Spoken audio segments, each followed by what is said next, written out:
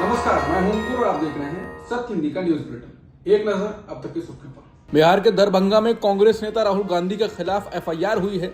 बिहार कांग्रेस ने 15 मई को राज्य के अलग अलग जगहों पर शिक्षा संवाद किया। इसके तहत कांग्रेस नेताओं ने राज्य के एससी, एसटी, ओबीसी छात्रावासों में छात्रों से बातचीत की। राहुल गांधी इसी कार्यक्रम के तहत दरभंगा के अंबेडकर छात्रावास में संवाद करने चाहते थे, लेकिन दरभंगा प्रशासन ने उन्हें अंबेडकर छात्रावास की जगह टाउन हॉल में छात्रों से संवाद करने की अनुमति दी थी। हालांकि बिना अनुमति के राहुल गांधी छात्रावास में गए और छात्रों को संबोधित किया। बिना अनुमति की छात्रावास में घुसने को लेकर जिला कल्याण पदाधिकारी आलोक कुमार ने राहुल गांधी पर एफआईआर दर्ज कराई है।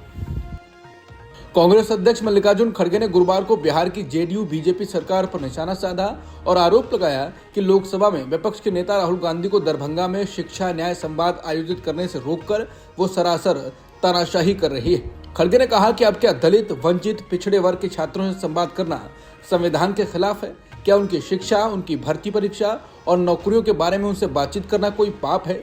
जेडीयू बीजेपी सरकार ने बिहार में दरभंगा के अंबेडकर हॉस्टल में शिक्षा न्याय संवाद कार्यक्रम में राहुल गांधी को शामिल होने से रोकना तानाशाही की पराकाष्ठा है। लोकतंत्र की जन्मस्थली बिहार इस अन्याय को याद रखेगी और समय आने पर जेडीयू बीजेपी को इसका उचित जवाब भी देगी। बिहार में विधानसभा चुनाव नजदीक हैं और कांग्रेस नेता राहुल गांधी ने राज्य में अपनी राजनीतिक सक्रियता बढ़ा दी है। आज 15 मई को उन्होंने शिक्षा न्याय संवाद कार्यक्रम के तहत दरभंगा और पटना में छात्रों से मुलाकात की। बाद में राहुल गांधी पटना गए, जहां उन्होंने हाल ही में रिलीज हुई फिल्म फुले देखी। ये फिल्म समाज सुधारक ज्योतिराव फुले और सावित्रीबाई फुले के जीवन पर आधारित है। राहुल गांधी ने ये फिल्म एससी, एसटी समुदाय से जुड़े सिविल सोसाइटी के प्रतिनिधियों के साथ देखी। राहुल गांधी के इन कार्यक्रमों का उद्देश्य दलित, पिछड़े और अल्पसंख्यक समुदायों के छात्रों से संवाद स्थापित करना है। हालांकि राहुल गांधी को दरभंगा के अंबेडकर हॉस्टल में छात्रों से मिलने की अनुमति नहीं दी गई, जिससे कांग्रेस ने नाराजगी जताई। कांग्रेस नेता राहुल गांधी ने गुरुवार को दावा किया कि प्रधानमंत्री मोदी ने देश की वंचित आबादी के डर के कारण जाति जनगणना कराने पर सहमति जताई है, जिसके लिए विपक्ष अपनी आवाज उठा रहा है। विपक्ष के नेता बिहार के दरभंगा जिले में छात्रों के साथ एक जोशीले संवाद में एक टिप्पणी कर रहे थे।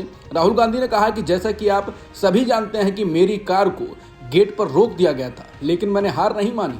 मैं बाहर निकला और पैदल ही यहाँ पहुँचने के लिए एक घुमावदार रास्ता अपनाया। अमेरिकी राष्ट्रपति ट्रंप ने कतर की राजधानी दोहा में बड़ा बयान दिया है। उन्होंने आईफोन निर्माता कंपनी एप्पल के सीईओ टिम कुक से कहा कि वो भारत में आईफोन बनाना बंद करें। ट्रंप ने मीडिया से बात करते हुए कहा कि मैंने कल टिम कुक से बात की। मैंने कहा कि टिम, हम आपसे बहुत अच्छा व्यवहार कर रहे हैं। आप 500 अरब डॉलर की कंपनी बना रहे हो, लेकिन अब मैं सुन रहा हूं कि आप भारत में कारखाने लगा रहे हैं। मैं नहीं चाहता कि आप भारत में बनाओ। उन्होंने कहा कि भारत को अपने हितों का ध्यान खुद रखने दें। ट्रंप ने कहा कि अगर आप भारत की मदद करना चाहते हो तो ठीक है, लेकिन भारत दुनिया के सबसे ज़्यादा टैरिफ वाले देशों में से एक है। वहाँ बेचना मुश्किल है। भारत ने हमें एक प्रस्ताव दिया है जिसमें उन्होंने हमारे सामानों पर कोई टैरिफ नहीं लगाने का वादा किया है। ट्रंप ने आगे कहा, हमने तुम्हारे चीन में बनाए गए कारखानों को बरसों तक सहन किया। अब हम नहीं चाहते कि आप भारत में बनाओ, हम चाहते हैं कि आप अमेरिका में बनाओ। ट्रंप के एप्पल के सीईओ टिम कुक को लेकर दिए गए बयान के बाद कांग्रेस ने मोदी सरकार पर हमला बोला है। कांग्रेस ने कहा कि मोदी सरकार कहां है? क्या प्रधानमंत्री इस बयान की निंदा करेंगे? पहले ट्रंप ने हमारी संप्रभुता पर हमला किया, ये तक कहा कि व्यापार के लिए भारत ने सीज फायर कर दिया और अब हमारे निवेश पर भी आंख गड़ाए बैठे हैं। मोदी सरकार को इस पर बयान जारी कर स्थिति स्पष्ट करनी चाहिए। बॉलीवुड एक्ट्रेस और बीजेपी लीडर कंगना रनौत ने एक ट्वीट में पीएम मोदी और अमेरिकी राष्ट्रपति ट्रंप की तुलना की थी। कंगना ने पूछा था, आपको क्या लगता है कि क्या ट्रंप पीएम मोदी से जलते हैं? लेकिन इस बात ने बीजेपी को हिला दिया और तुरंत बीजेपी अध्यक्ष जेपी नड्डा ने कंगना से ट्वीट डिलीट करने को कहा और इसके बाद कंगना ने अब अपना ये ट्वीट डिलीट कर दिया है। ट्वीट डिलीट करने के बाद कंगना ने एक और ट्वीट कर कहा कि बीजेपी अध्यक्ष जेपी नड्डा ने मुझे फोन करके कहा कि मैं अपना वो ट्वीट डिलीट कर दूं जो ट्रंप द्वारा एप्पल सीईओ टिम कुक को भारत में निर्माण न करने से संबंधित था। मुझे अपनी निजी राय पोस्ट करने का खेद है। निर्देशों के मुताबिक मैंने उसे इंस्टाग्राम से भी डिलीट कर दिया है। बता दें, कंगना ने इससे पहले ट्वीट में कहा था कि इस प्यार के खो जाने का क्या कारण हो सकता है। वो अमेरिकी राष्ट्रपति हैं, लेकिन दुनिया के सबसे प्रिय नेता भारत के प्रधानमंत्री नरेंद्र मोदी हैं। दूसरा कारण बताते हुए कंगना ने लिखा था, ट्रंप दूसरी बार अमेरिका के राष्ट्रपति बने हैं, लेकिन मोदी का ये तीसरा टर्म है। कंगना ने तीसरा कारण बताते हुए कहा, बेशक ट्रंप एक अल्फा मेल हैं, लेकिन हमारे पीएम मोदी सब अल्फा मेल के बाप हैं। कंगना ने अपने ट्वीट में आगे लिखा था, आपको क्या लगता है यह पर्सनल जलन है या डिप्लोमेटिक इनसिक्योरिटी है? मोदी को ट्रंप से आगे दिखाना बीजेपी को हिला गया। हर बात पर ट्रंप की सुनने वाले मोदी की छवि बन रही है और इसी बीच एक खबर आई है। सोशल मीडिया पर लोग कह रहे हैं तो ये अब आधिकारिक है कि चाहे ट्रंप भारत का कितना भी अपमान कर लें, हमारी सरकार ट्रंप पर उंगली नहीं उठाएगी। यही है 56 इंच का सीना। सिर्फ आपसे ट्वीट डिलीट करने के लिए ही लाल आंख काम आती हैं क्या कंगना जी? कुछ लोगों का कहना है कि ट्रंप के बारे में एक ट्वीट से ही हिल गई बीजेपी। सोचिए उनके फरमान आने पर क्या होता होगा। ट्रंप पर किए गए कंगना के ट्वीट को बीजेपी ने डिलीट करवा दिया। इसके बाद कांग्रेस नेता पवन खेड़ा ने कहा है कि आखिर अमेरिकी राष्ट्रपति से किस बात का डर है मोदी जी को और उनकी पूरी पार्टी को इतने सहमे हुए क्यों हैं?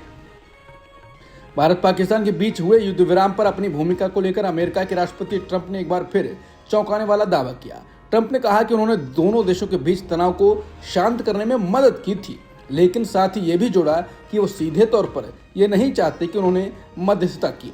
ट्रंप ने कहा कि मैं ये नहीं कह रहा कि मैंने मध्यस्थता की, लेकिन मैंने उस समस्या को हल कराने में मदद की। सुप्रीम कोर्ट ने गुरुवार को कहा कि हैदराबाद विश्वविद्यालय के बगल में पेड़ों की कटाई प्रथम दृष्टया पूर्व नियोजित लगती है। तेलंगाना सरकार की ओर से वन क्षेत्र को बहाल किया जाए, नहीं तो उसके अधिकारियों को जेल भेजा जा सकता है। अदालत ने कहा कि ये राज्य पर निर्भर है कि वो वन क्षेत्र को बहाल करना चाहता है या वो अपने अधिकारियों को जेल भेजना चाहता है।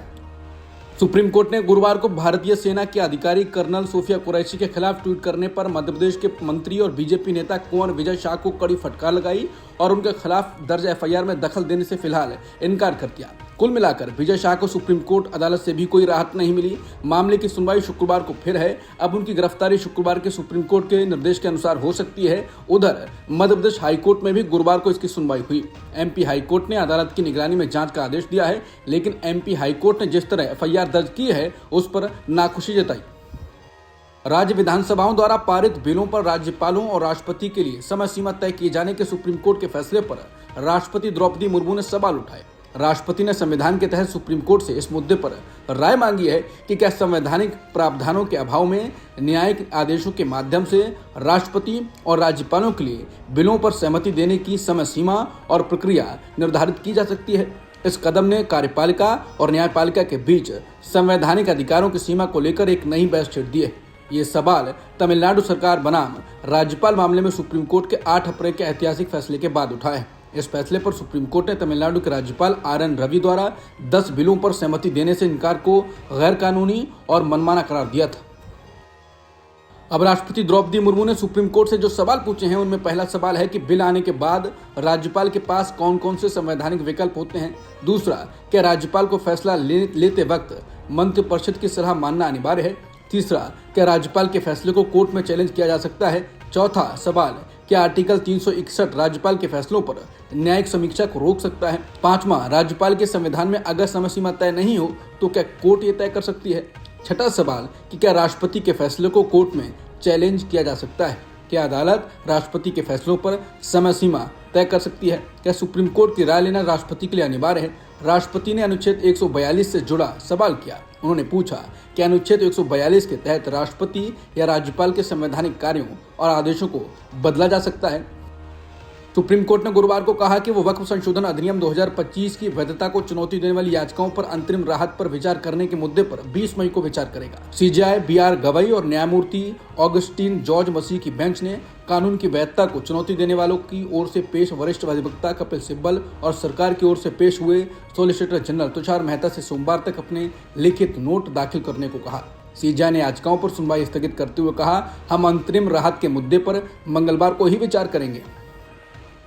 रक्षा मंत्री राजनाथ सिंह ने पाकिस्तान को IMF बेलआउट पैकेज मिलने पर भी प्रतिक्रिया दी। उन्होंने कहा कि पाकिस्तान की मैं बात ही क्या करूं आपसे, वो देश तो मांगते मांगते अपनी जहालत से एक ऐसी हालत में आ गया है कि उसके बारे में ये भी कहा जा सकता है कि पाकिस्तान जहां खड़ा होता है वहीं से मांगने वालों की लाइन शुरू होती है।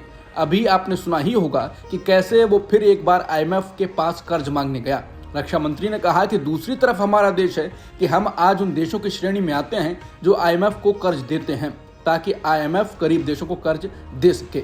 बता दें कि भारत पाकिस्तान के बीच संघर्ष के दौरान ही आईएमएफ ने पाकिस्तान को बेल आउट पैकेज की $1 अरब की किस्त को मंजूरी दी थी, जिसका भारत ने विरोध किया था। विदेश मंत्री एस जयशंकर ने गुरुवार को कहा कि पाकिस्तान के साथ सिंधु जल समझौता स्थगित ही रहेगा।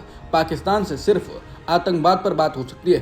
दरअसल जयशंकर का यह बयान पाकिस्तान के उस बयान के बाद आया है जिसमें पाकिस्तान ने बुधवार को कहा था कि भारत जल समझौता बहाल करने पर पुनर्विचार करे।